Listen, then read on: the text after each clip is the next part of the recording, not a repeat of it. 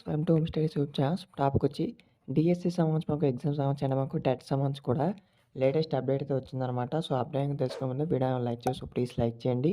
So DSC సంబంధించి మనకు ఈ యొక్క ఎగ్జామ్ అయితే వాయిదా వేయాలి అంటే మనకు పోస్ట్ పోన్ చేయాలి అనేది మనకు ఒక 2 ఆర్టికల్స్లో కూడా అప్డేట్ అయితే వచ్చింది. సో ఎంతమంది డిఎస్సి సంబంధించి ఎగ్జామ్స్ అయితే పోస్ట్ పోన్ చేయాలో కిందనైతే కామెంట్ చేయండి. సో మీరు ఎంతమంది కామెంట్ చేస్తే దాన్ని బట్టి అయితే తెలుస్తుందన్నమాట.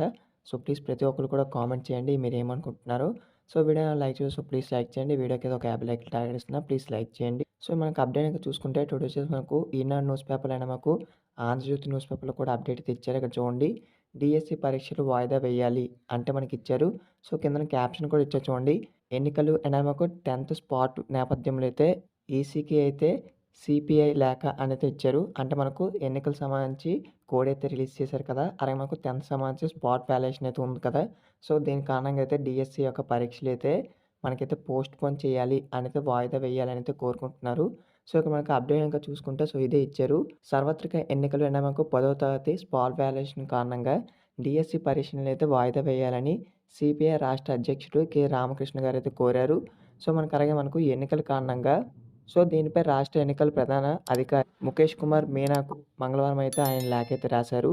అయితే గత ఏళ్ళకైతే మనకు డిఎస్సి సంబంధించి నిర్వహించిన జగన్ సర్కారు ఎన్నికల నేపథ్యంలో హడావిడిగా డిఎస్సి పరీక్షలు అయితే నిర్వహించేందుకు సిద్ధమవుతుందని ఆ యొక్క లేఖలు అయితే వివరించారు.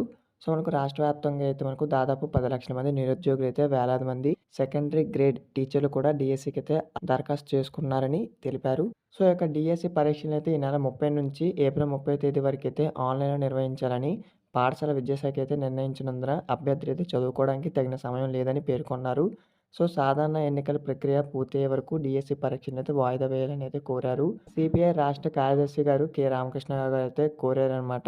సో మనకు లెటర్ కూడా రాశారు. సో దీనికి సంబంధించి డిఎస్సి యొక్క ఎగ్జామ్స్ అయితే మనకు పోస్ట్ పోన్ చేయాలా లేదా అనేది అయితే కిందనైతే కామెంట్ అయితే చేసేయండి. సో దీనికి సంబంధించి మనకి ఏదైనా అప్డేట్ వస్తే మీకైతే ఇంటిమేట్ చేస్తాను. ఎవరైతే ప్రిపరేషన్‌లో ఉన్నారో మీ యొక్క ప్రిపరేషన్ అయితే కంటిన్యూ చేయండి. సో దీనికి సంబంధించి మనకి ఎటువంటి చిన్న అప్డేట్ మీకైతే ఇంటిమేట్ చేస్తాను. ఆల్రెడీ ఇంతకుముందు మనకు రిలీజ్ చేసిన దాన్ని బట్టి అయితే ఈ యొక్క 25th నుంచి అయితే హాల్ టికెట్స్ అయితే డౌన్‌లోడ్ చేసుకోవచ్చు. 30 నుంచి అయితే ఈ యొక్క ఎగ్జామ్స్ అయితే కండక్ట్ చేయనున్నారు.